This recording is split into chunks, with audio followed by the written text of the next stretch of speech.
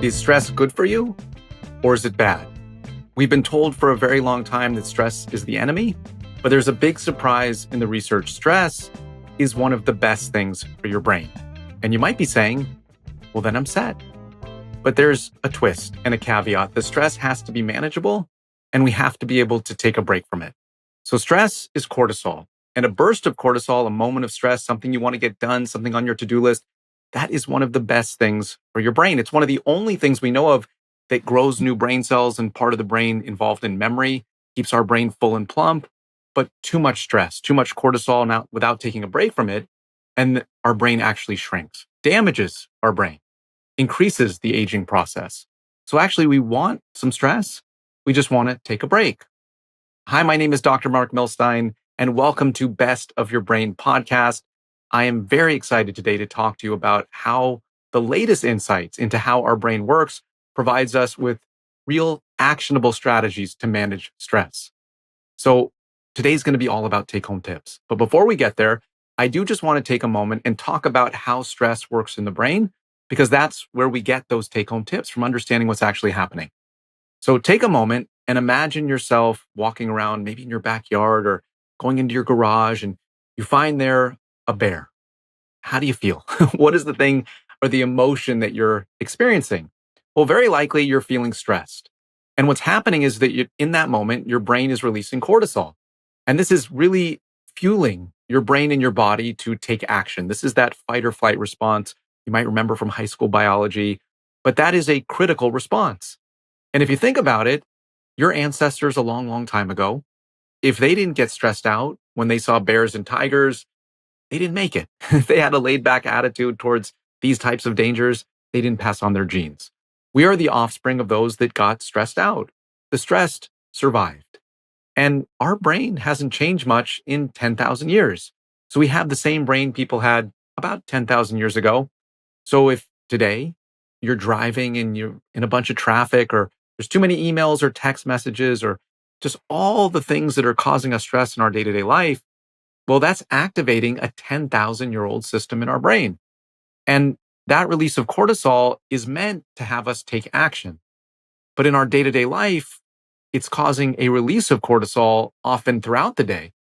And that buildup of cortisol, or that constant chronic release, again, can shrink our brain, damage our DNA, raise the risk of issues with health, increase the risk for certain diseases.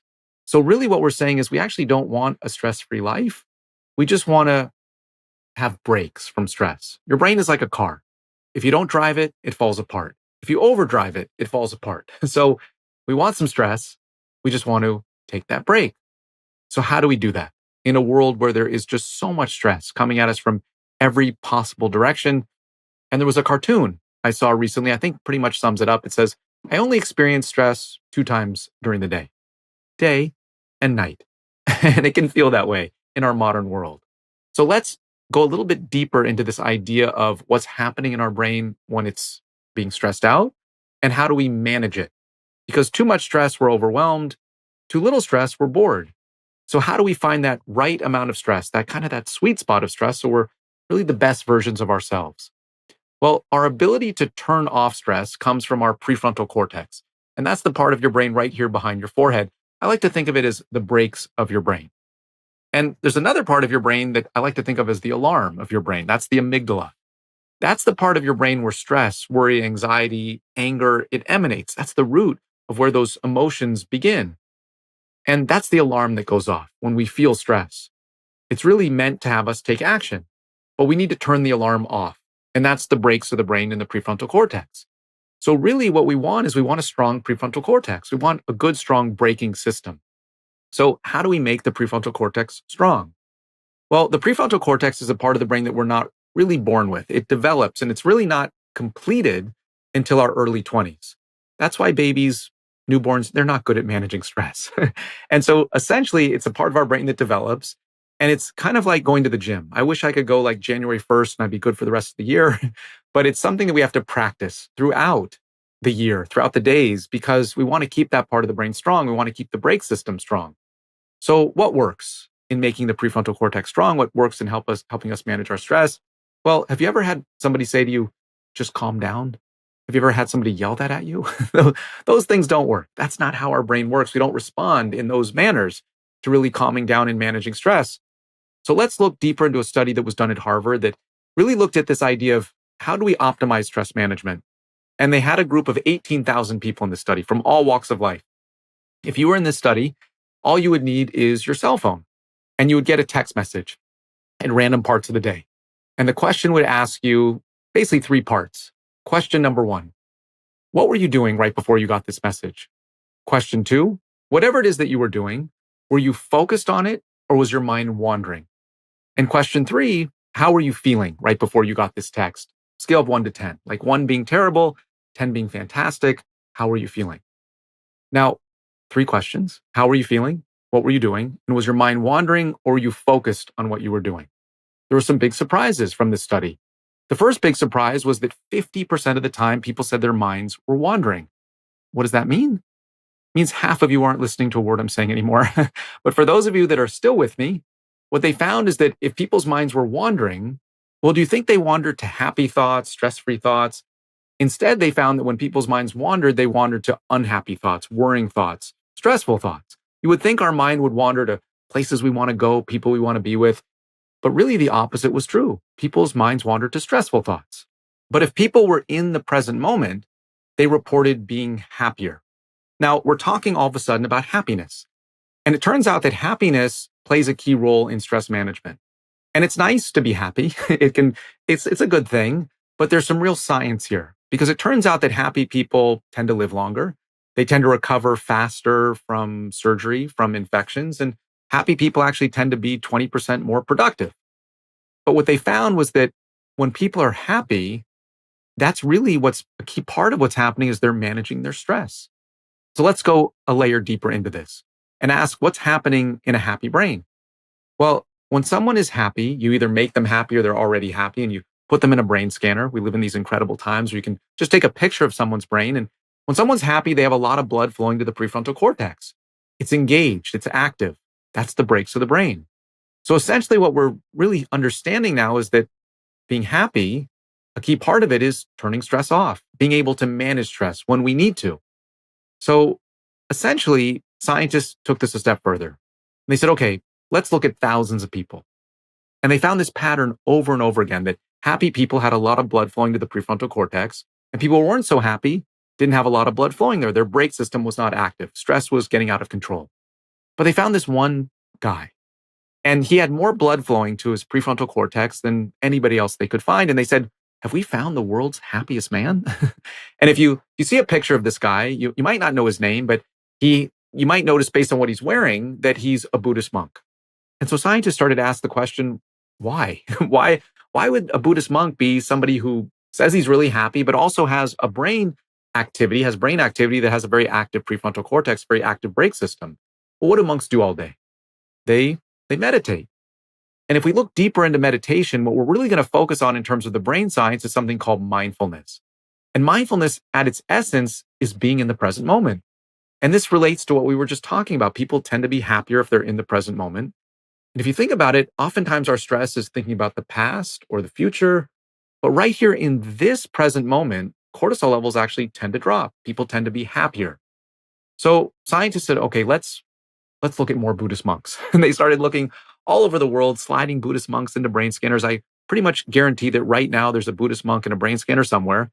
And they found this pattern over and over again, that monks have happy brains, very active prefrontal cortexes. And at this point, you might be thinking what I thought when I first heard these studies. That's great. Monks have happy brains, but do they pay taxes? Do they have my neighbors? Do they have any of the issues that are causing me stress? Maybe things with their jobs, or does this relate to anything related to me? And it is true that monks live different lives than we do, but there's something that's happening in the brain that relates to our brain as well, that we can really learn from this. So let's take this one step further.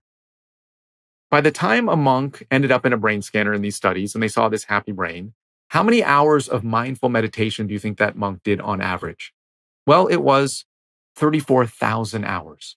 And if you break that down, that's like 11 and a half years of meditating 8 hours a day, every day.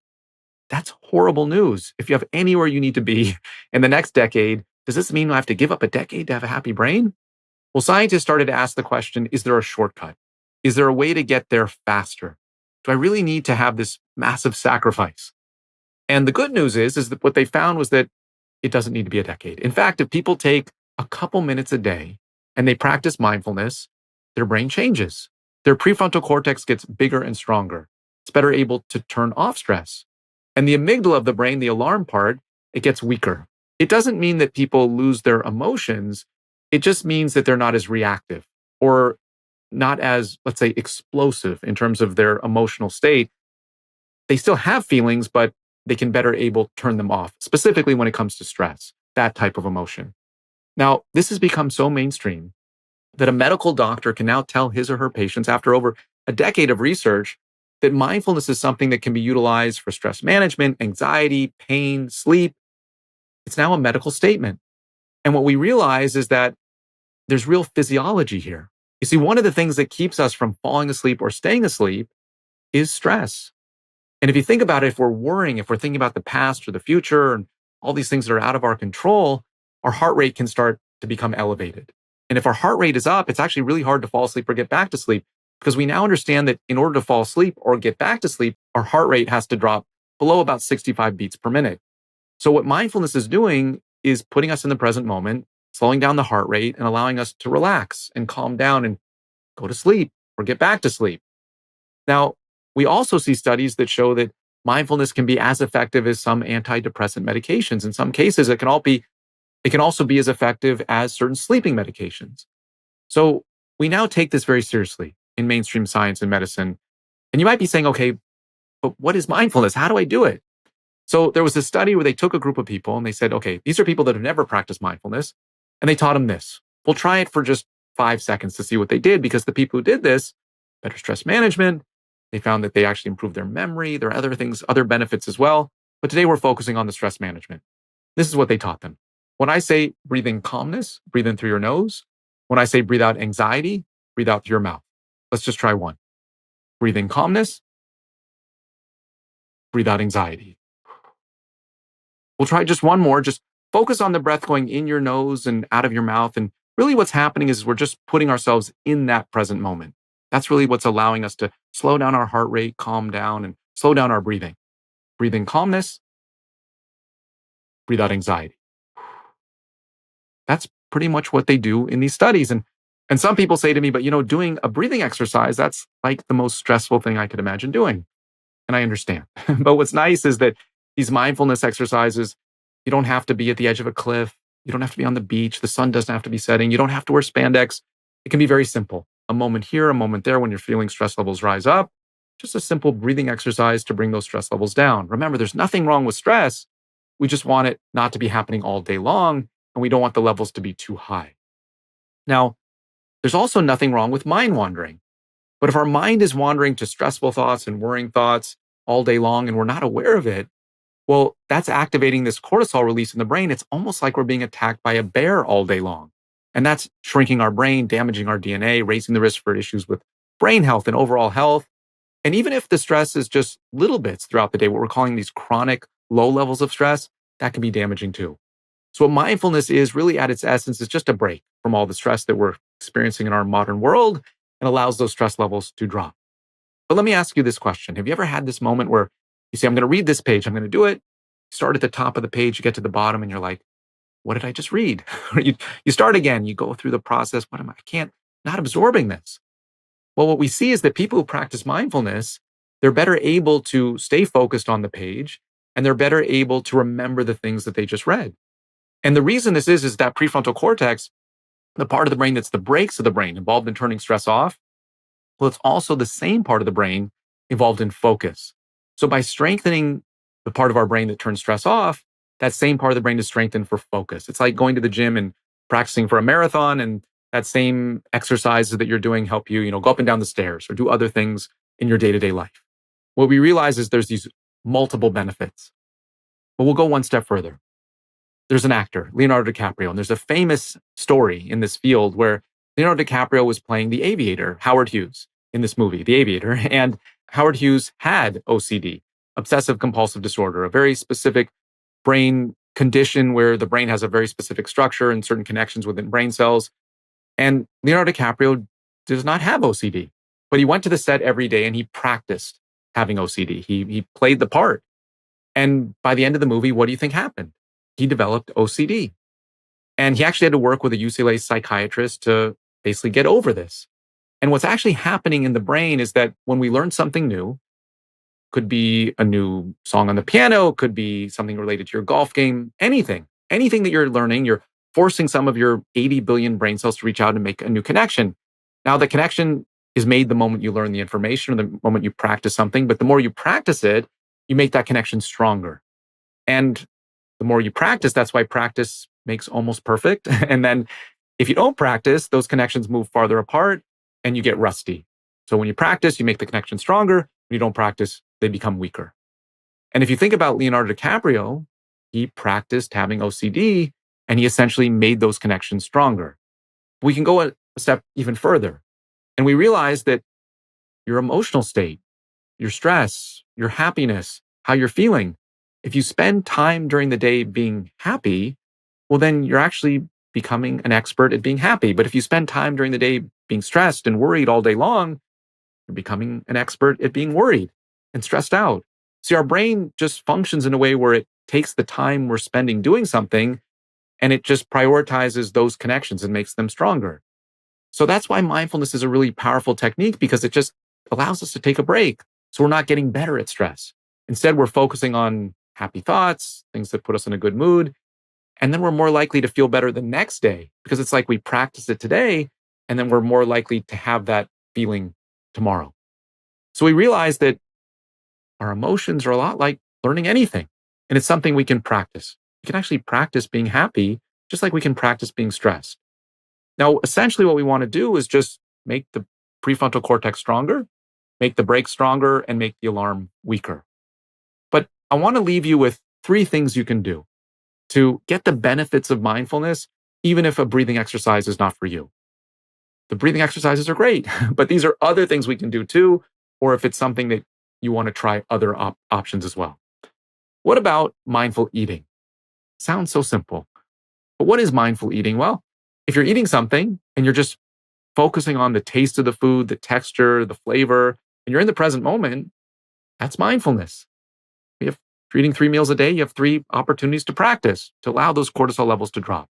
Sounds so simple, but we've all been to restaurants. We see that people are on their phones and they're distracted and they're not really in the present moment. They're missing out on that opportunity.